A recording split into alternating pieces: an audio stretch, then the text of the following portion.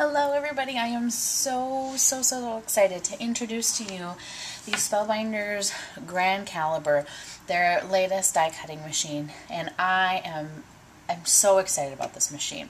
This does everything that your Wizard did. It cuts the same stuff, but it just has a larger platform on which to cut.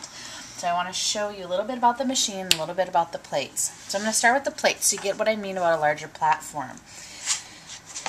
Here is a plate, and this is your cutting plate. This is your base plate. You're always going to use this plate every time. Okay, so that's where you're going to start building with your dies. Now, if you're just going to cut, you'd put your dies down, cut edge up. You'd put your paper on top, and then you top it with this cutting plate. I love it. These are labeled, so you're good to go. So you stack them together, and you're cutting. Now, if you're going to cut and then emboss, you're still going to use your same A base plate, but what you're going to do is you're going to use the Spellbinders tan mat and then this B embossing plate when you're going to cut. And you can see 8.5 by 11 size sheet of paper. Okay, now here's the machine.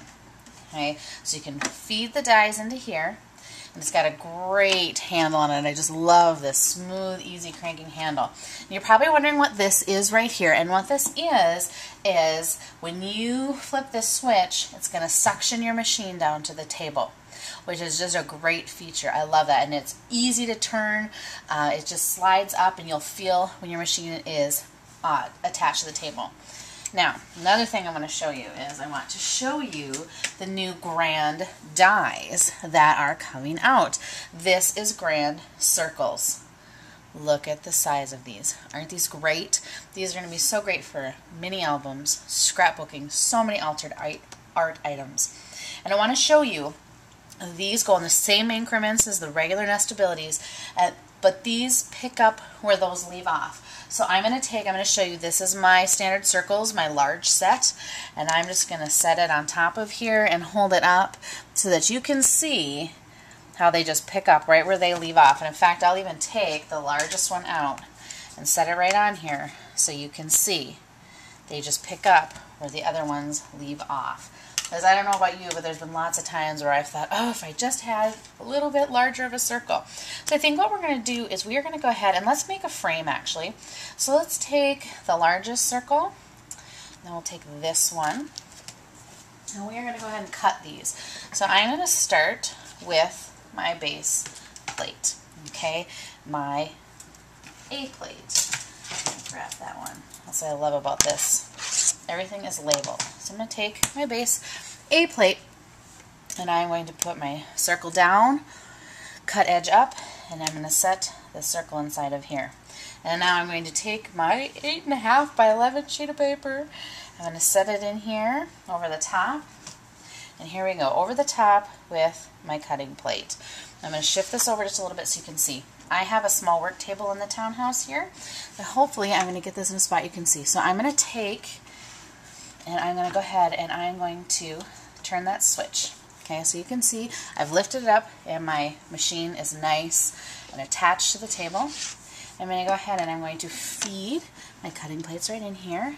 And you'll feel it, like you'll feel, oh yeah, it's in there. And I'm going to go ahead and I'm just going to start cranking. There is our usual plate cracking and popping sound. And now you can see I need to attach it a little farther than I did to hold it in place. And I'm just going to keep cranking. Isn't that great? This smooth rolling through here. I love this carrying handle on the top. My normal plate cracking. Okay. I'm going to go ahead and it's out. Now I'm going to move my machine over so I can take the stuff off so you can see. So I'm going to lift up my cutting plate, and I'm going to go ahead and I'm going to emboss this little frame that I made. Now normally I leave my scraps in here when I'm going to emboss, but you know what? I don't have to move it anymore. I'm really excited about that. I can just leave it in place. So I'm going to go ahead and I'm going to top it with my tan embossing mat, just like so. And now because I'm embossing, I'm going to use this embossing plate. Same thing again. So I'm going to go ahead and I'm going to move my machine over so you can see a little bit better. Try to shimmy it over. I'm going to go ahead. Now normally when I have my regular workplace when we're in our house, I can just leave this down all the time. So I'm going to go ahead, just gently push those in. You can feel it. I'm just going to go ahead and I'm going to crank. Look at that. I just love this. I'm so excited. I'm so excited about all the things I'm going to be making. I want to make like picture frames to hang on my wall, you know, to decorate the mats. And I want to make like little calendars. And I'm just excited to be able to cut larger pieces of things out for scrapbook pages. So there we go. We have cut and emboss. I'm going to move the caliber over, the grand caliber.